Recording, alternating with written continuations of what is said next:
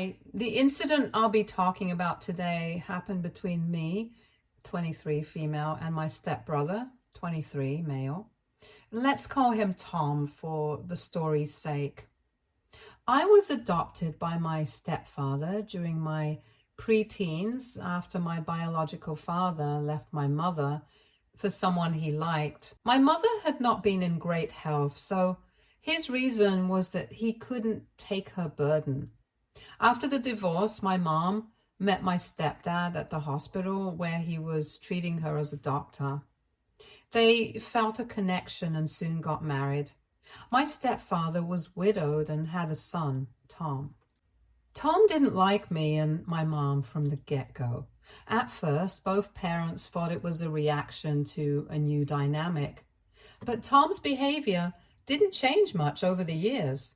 He wasn't blatantly cruel to me and my mom, but he was generally distant and extremely rude. For example, we both went to the same school, but he wouldn't acknowledge me as his sister or invite me to play with his friends. Soon after their marriage, my mother fell extremely ill, and it was revealed that she was suffering from stage 4 cancer and wouldn't live much longer. It was then that my stepdad decided to adopt me so that I would have someone to call family after my mother passed away. Even at my mother's passing, Tom didn't get involved much. Instead, he planned a vacation with his friends on the day of my mother's wake. And after his father's repeated insistence and a lot of drama, he cancelled it.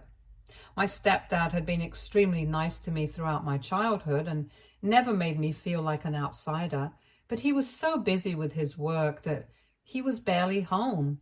So with just Tom and me together, many silly fights happened. One thing I realized about him was that he was a spoiled brat.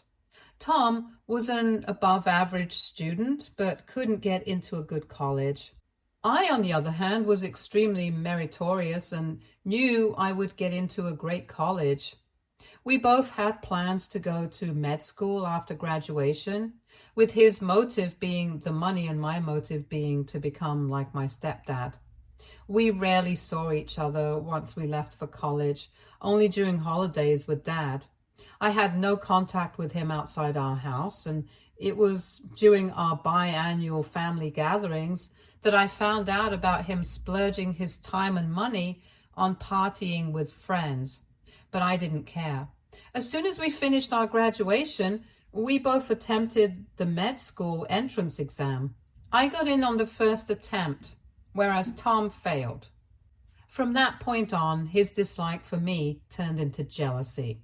My stepdad was elated at my achievement and planned a short vacation for a week to Cambodia for me and Tom.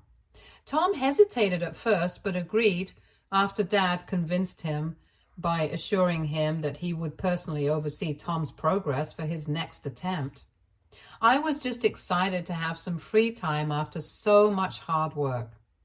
We had our flight late in the evening, so in the afternoon, my stepdad showed up in my room a little stressed. I asked him what was up, and that's when he told me that it might not be possible for me to go on the vacation with them. I was confused and asked what was going on. He told me that Tom was snooping around his closet to find some old books my stepdad had, and that's where he found these medical reports that belonged to me.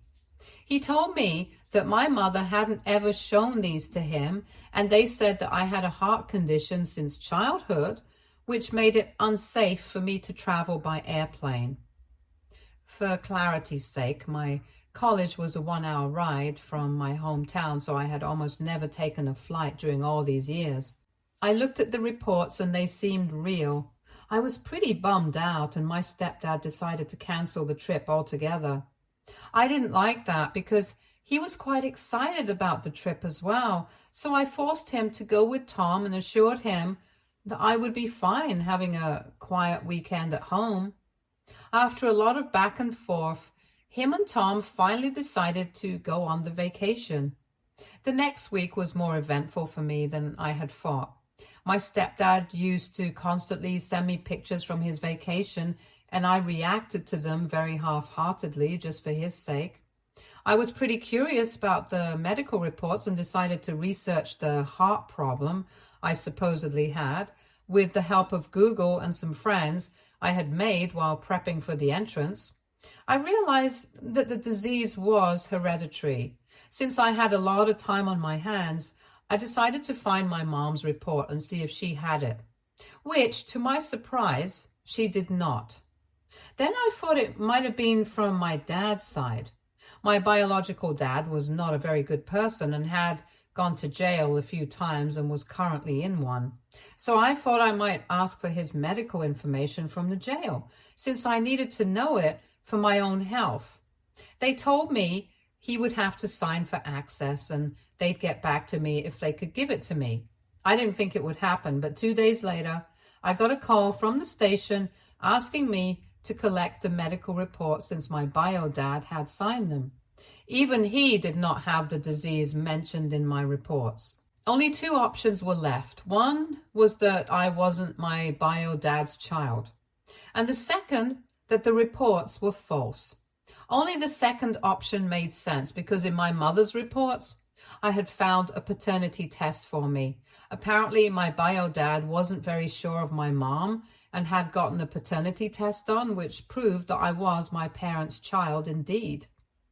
As soon as I realized this, I called my friends and let them know how confused I was about all of this.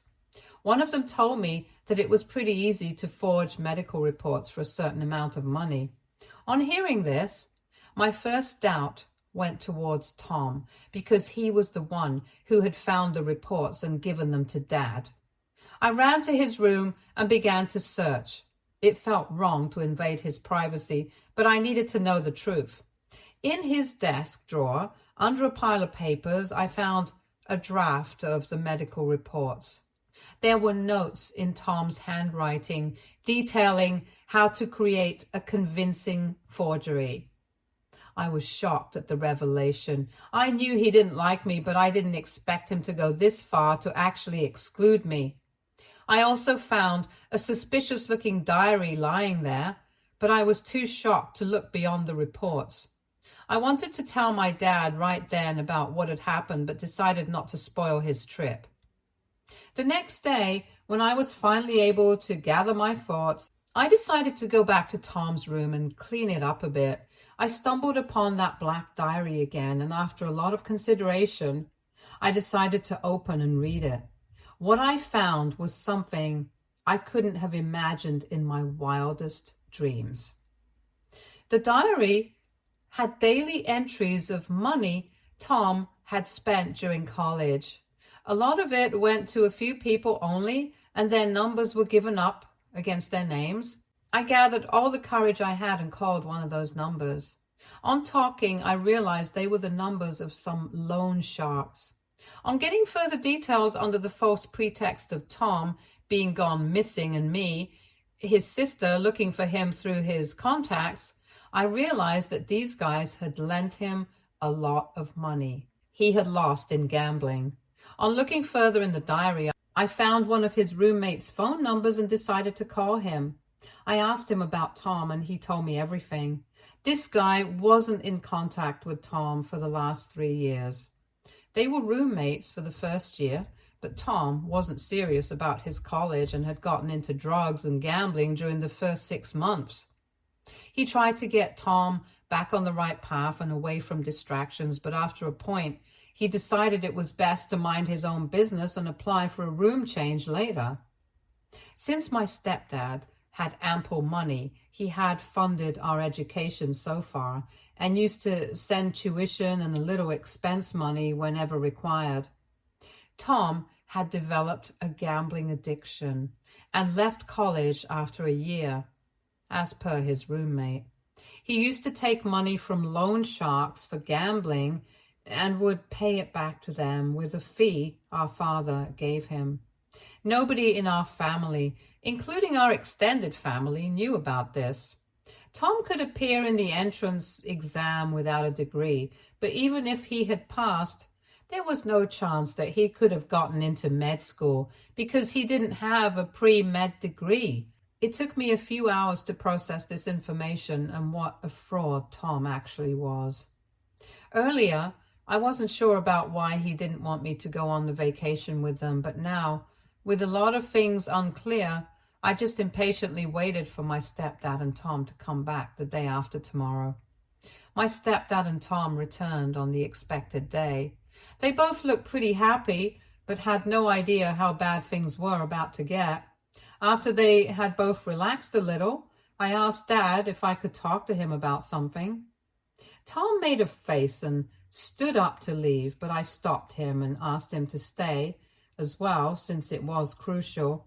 I first showed my dad my reports and asked if he knew where these reports were from. He said that since they were made before he married my mother, he had no idea about the source because he wasn't very familiar with my mom's town. I could see Tom's face turning red beside him. He asked why, and I told him about all the little research I had done over the weekend and how I found out that there was no way I could have had this disease. I hadn't told him about Tom so far, just to give Tom a chance to come clean on his own, but he sat there quietly, all scared. After rechecking the reports of my biological dad and mom, my stepdad got confused as well. And that's when I asked Tom if he would like to step in. His face turned pale, and he shook his head in a no, while simultaneously playing with his phone. I then proceeded to tell my dad everything about how I had found the fake reports in Tom's room and asked a few of my friends who told me about the possibility of the reports being fake. My dad was as shocked as I was the first time and turned towards Tom, who was on the verge of tears. I decided that I'd first get the answer about why he wanted to exclude me from the vacation and then reveal the truth about his fake life. Dad began shouting at him, asking where he got the reports from and what was the need for him to do something like this. He stayed quiet for the longest time before finally breaking his silence. He said that after my mom had passed, our dad paid a lot more attention to me than him. He had always resented me for stealing his dad from him, and that limit was crossed once I cleared the medical entrance exam and he could not. He claimed there was no malice on his side behind this step. He just wanted to spend a week with his dad alone. He also told my stepdad that he got the reports from a college friend of his who had some connections. My stepdad was extremely pissed at him and was too angry even to look at him. He turned his face towards me and with tears in his eyes, apologized for Tom's idiotic behavior. Tom, on the other hand, was also profusely crying, asking for an apology from both me and his dad. I hugged Dad and told him he had nothing to do with this and turned towards Tom. Then I asked him if he still wanted to tell something to our dad before I revealed the truth. My stepdad was extremely confused at this, and Tom realized what was going on. His tears immediately stopped and he ran to his room. Before I could tell my stepdad anything, he came back from his room with a bag on his shoulder. Dad tried to get hold of him, but he stormed out of the house and sat outside in an Uber he had called. My stepdad was too frazzled by all of this and sat down to calm himself. We've now been trying to contact Tom via calls constantly, only for him not to pick up. I still haven't told my stepdad about his alternative life because I fear it could take a toll on him right now, and to toy with his health is the last thing I would do. I'll tell him as soon as I find the right time, till we hear something from Tom, who left in a frenzy. Update 1. So after Tom had left, we got a call from his maternal aunt, who had seen him pass by her house in the car, and asked if he was there to visit. Some news of Tom calmed my stepdad down, and he asked her if Tom had stopped by. She said he hadn't, but she'd call him and ask if he wished to spend the night because she felt something was wrong. Dad thanked her and hung up. A few hours later, he got a text from the aunt saying that Tom was with her, safe. My stepdad immediately got ready to leave and bring Tom back home. This was the right time. I asked him to wait and sit down because there was something much bigger I wished to reveal to him. I went into my room and got Tom's diary. I had sneaked it away the day I found it and kept it hidden as proof. I showed him the diary and told him everything, from Tom taking loans to him leaving college after the first year. My stepdad, on hearing this, held his head in his hands, just trying to process this. We finally decided that now wasn't the time to bring Tom back home, at least until my stepdad could make sense of Tom's fraud. Over the next 3 days, my stepdad constantly kept in touch with Tom's aunt to know about Tom's whereabouts. The aunt's behavior changed towards my stepdad after a day or two, and on asking, she revealed that Tom had told her the reason he ran away from home. My stepdad, all perplexed, asked her why she was being rude to him if that was the case. She said she obviously wouldn't want to talk to someone who is treating their son so harshly and so blatantly practicing favoritism towards their stepdaughter. My stepdad got extremely angry at this and asked Tom's aunt to shut up and told her the truth.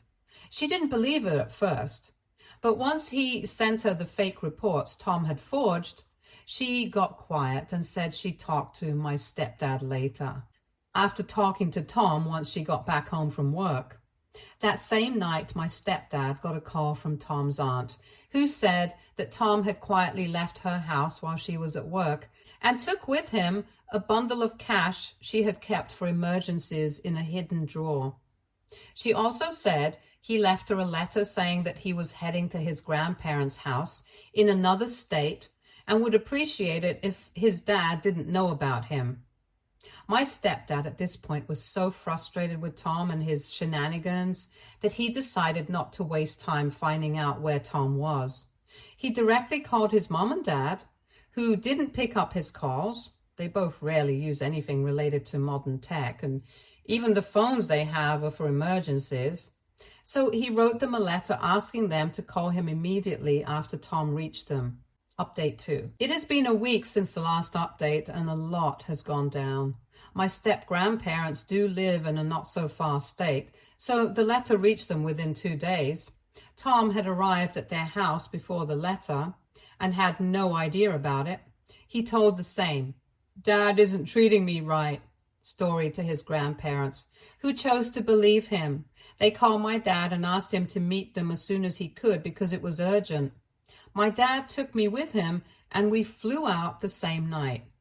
On reaching there, Dad immediately started looking for Tom, who was nowhere to be found. Tom's grandma led us into the living room and asked my stepdad to calm down.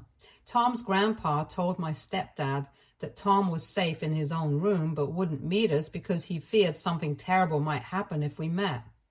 My stepdad immediately told him the whole deal about Tom, how he had run away, stealing his aunt's money with proof, and how he needed to be held accountable. Grandpa told him he knew this story was a fake one because my stepdad wanted to give me everything from his will, as told to them by Tom.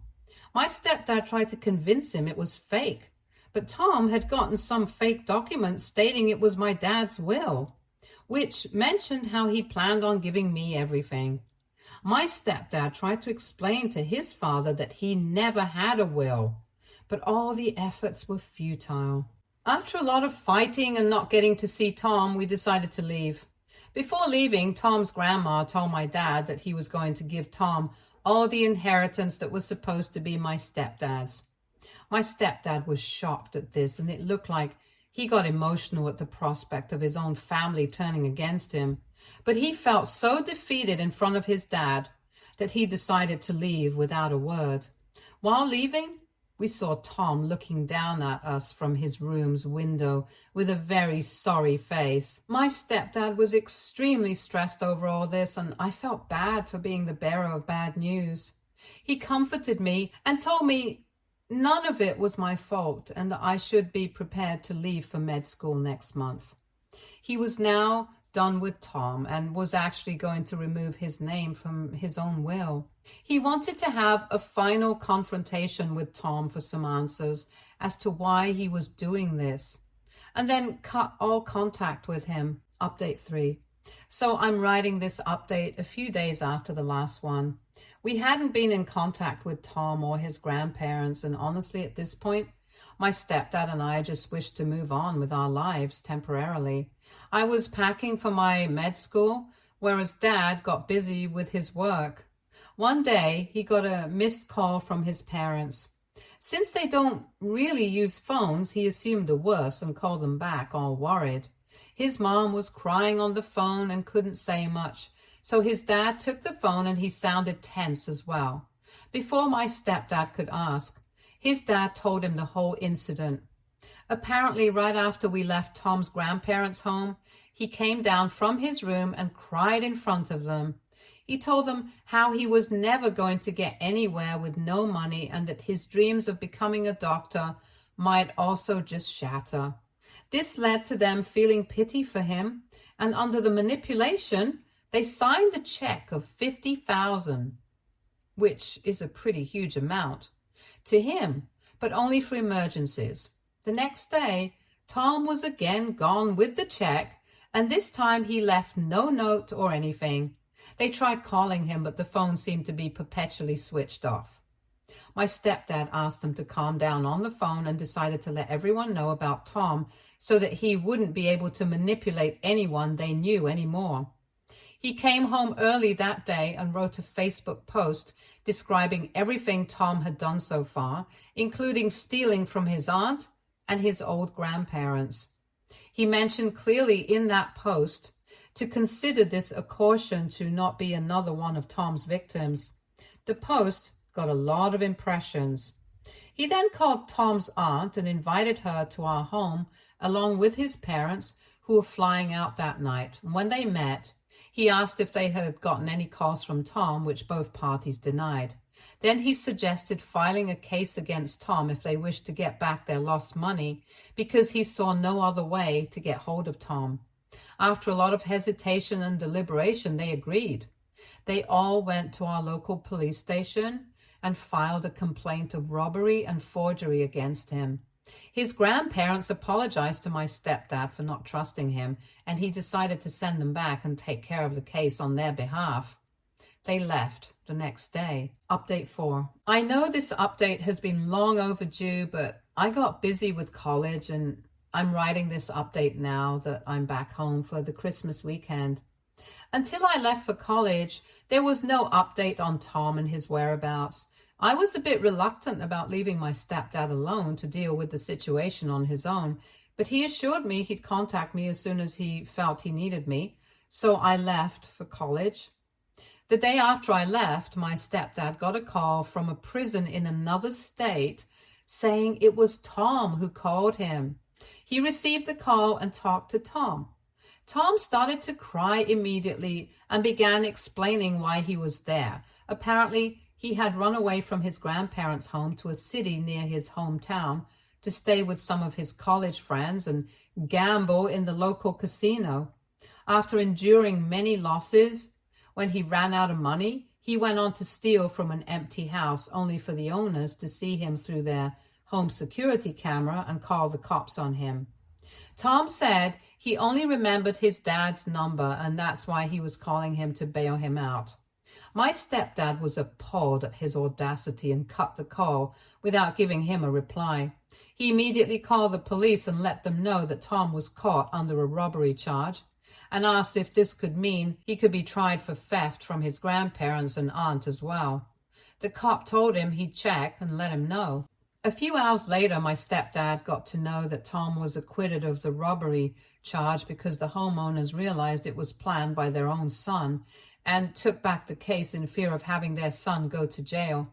So Tom was now going to trial for manipulating and stealing money from his grandparents and his aunt. My stepdad got a chance to talk to Tom while he was getting out, and he didn't ask much, but just let Tom know that he shouldn't expect anything from him and that they would go no contact at least till the trial was on. Tom was arrested and charged with multiple counts of fraud, theft, and identity theft. The case quickly became a focal point in the small community, drawing attention not just because of the crime, but because of the betrayal from the son of the family. The trial was scheduled for 2 weeks after Tom and my stepdad's talk. Tom's grandparents weren't able to attend the first hearing, but my stepdad and Tom's aunt were present in the courtroom. The prosecution laid out a compelling case. They presented evidence of forged documents, a copy of the 50,000 transaction, and the note Tom left for his aunt claiming that he had taken the money.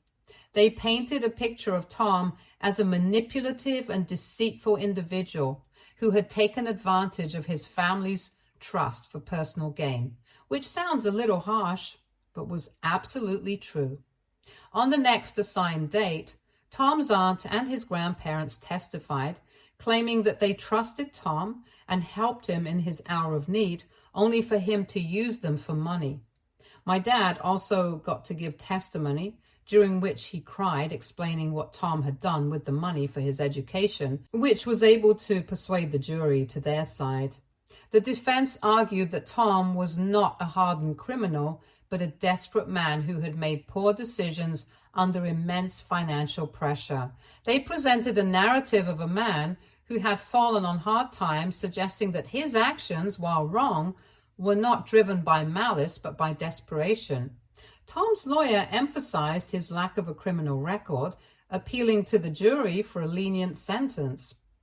The trial lasted for several weeks with testimonies from financial experts, character witnesses, and forensic analysts. The jury deliberated for 2 days before returning with a verdict: guilty on all counts. The judge, while acknowledging Tom's lack of prior offenses and the difficult circumstances, emphasized the severity of the crime and the breach of trust. Tom was sentenced to 5 years in prison with the possibility of parole after a year for good behavior, and he was asked to pay his aunt and grandparents, which at this point could have taken years. My stepdad got to talk to Tom before he was taken to jail. The only question he asked Tom was, why? Tom responded that he had felt lonely all his childhood, and in high school he developed friendships with people who were into drugs and such stuff.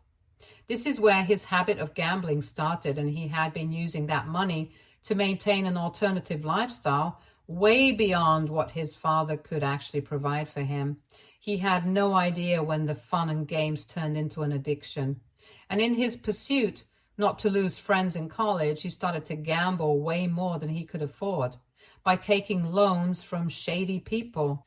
He continued that the loans were getting much heftier than what our dad sent, so the only option left for him was to pay back with the tuition fee. He claimed that he had realized his fraud might be revealed after he gave the entrance. When I cleared the exam, he could see what his life could have been and got extremely jealous, and in that moment, he used his connections to get fake reports of me being ill. That triggered the domino effect, and the results were in front of everyone. My stepdad was not in a state to say much and just left. I couldn't believe all that had gone down while I was at college and consoled my stepdad, who got emotional telling the story. Update 5. This will be the final update. It has now been 6 months since Tom was sentenced. My stepdad and his parents had completely cut off from Tom and didn't check on him while he was in jail. His aunt still pitied him and visited once in a while. Tom had written a letter from jail to me, as he knew in which college I was studying. It was an apology for all he had done and an attempt to rekindle a relationship with the only family he had left. I decided to visit him once. He looked well and apologized profusely to me.